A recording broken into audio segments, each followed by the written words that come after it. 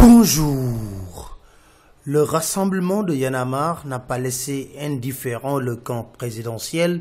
Direct Info parle d'une réunion nocturne au palais suite à la manifestation où Macky Sall a salué la maturité de la démocratie sénégalaise. C'est vrai, constate Rewmi Quotidien, notre démocratie plie mais ne rompt pas.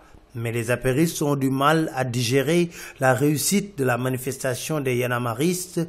Conséquence, Sud Quotidien dit, l'APR lève les boucliers, Zoom Info parle d'âpre riposte des Macky Sall.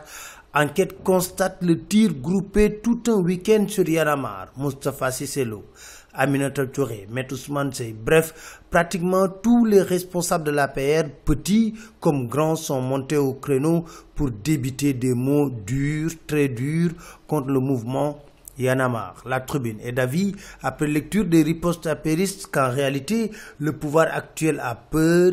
Et ce qui fait peur au pouvoir, c'est la grande réussite de la manifestation qui renseigne sur comment les Sénégalais apprécient l'actuelle gestion du pouvoir. En tout cas, le nom au code de la politique est désormais violence, nous dit l'Observateur. Le week-end a été chaud à Kaffrine, écrit l'Observateur. On a assisté à une bataille rangée entre apéristes.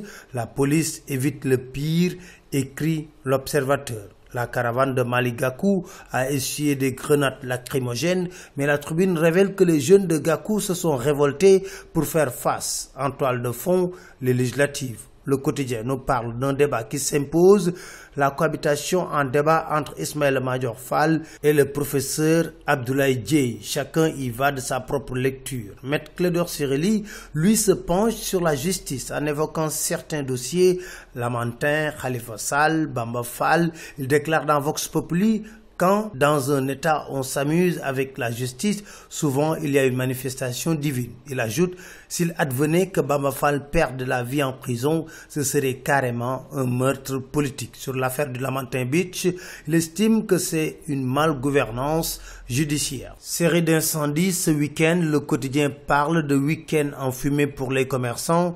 Incendie au marché Zinc de Kaolack, plus de 500 millions emportés, écrit la Tribune. Au marché HLM de Dakar, 40 magasins ont pris feu. Gestion du pétrole et du gaz.